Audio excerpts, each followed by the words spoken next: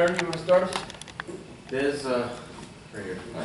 What do you attribute the renewed energy in the secondary to? I mean, you guys on that first series in particular just shutting down. I just think that our main focus in the game and going into the game is that we don't really want to give up big plays, and that we want the team to march down the field, and if the ball is thrown in the air, we want it to be ours.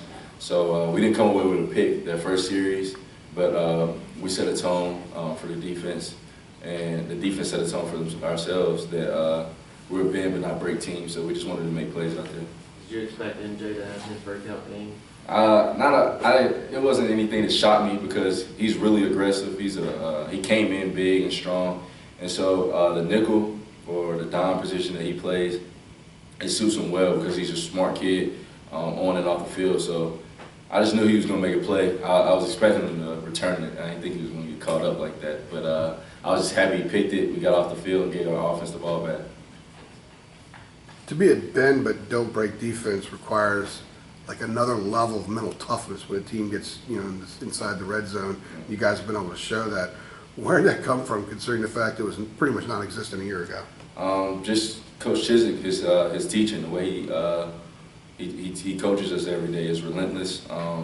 You don't really have time to feel sorry for yourself, and at the same time, coming off a win, we don't really have time to feel good about ourselves. So he has the same approach every day, and his biggest thing is you can't worry about the last play because the next play is in your face. So we just line up, and we figure we line up every play and just play our game and talk to one another, then we're pretty good. How much does accountability come into play? You're being accountable during the week, which shows up on Saturday. Coach Chiswick has a part in that.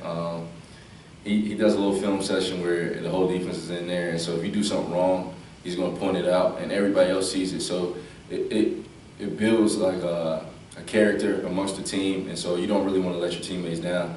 And so everybody just works really hard to do their job and get their job done.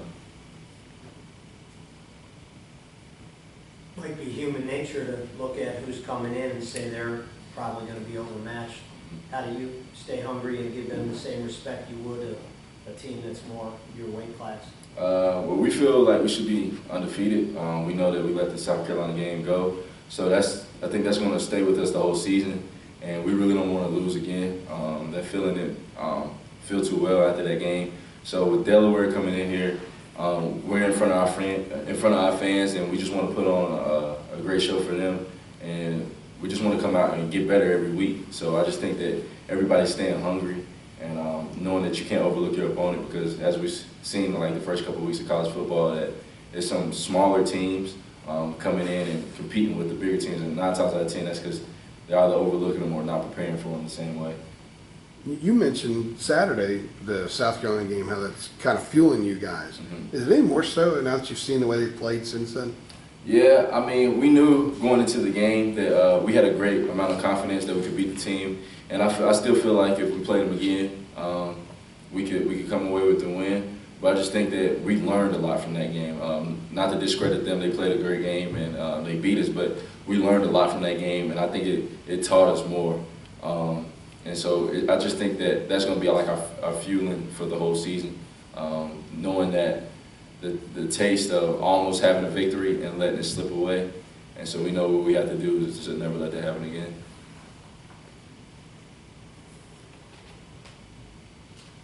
Anybody else? How much of a lift to see the special team success, to see Switzer break them, to see the blocking that was done on those plays, just jacking up the whole sideline and giving everybody extra energy to go do their job? Yeah, Coach Fedora's been preaching about special teams making a game-changing play. We haven't made one in a while, in particular with Switz.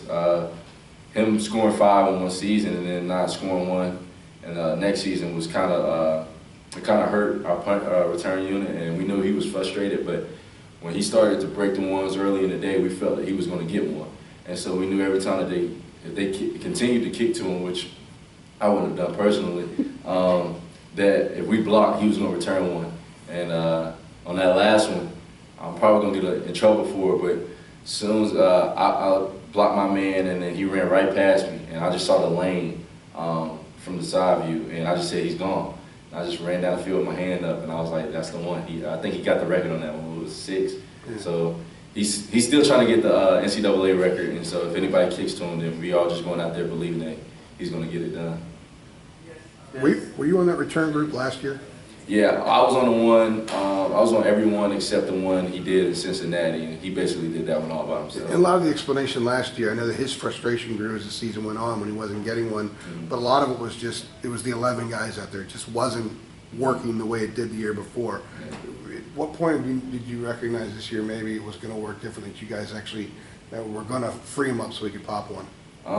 Well, last year it was just hard. Certain teams didn't want to kick to him, and then when they did, they had great schemes, and then there was always maybe 1 or 2 guys that tried really hard but didn't get their blocks done. And this year we were just like, we weren't going to allow that.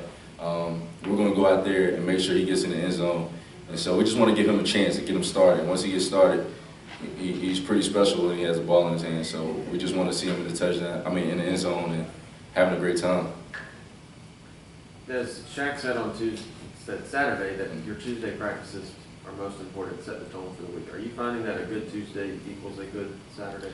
Yeah, because it's cliche, but you play how you practice. And so Coach Chizzy comes in, on Tuesday we all know it's a business day. It almost feels like training camp practices, which is really hard, long, tiring practices, but he always tells us to strain your body, and at the end of the day, you're still fine. Like, you're still able to breathe, you're still able to walk.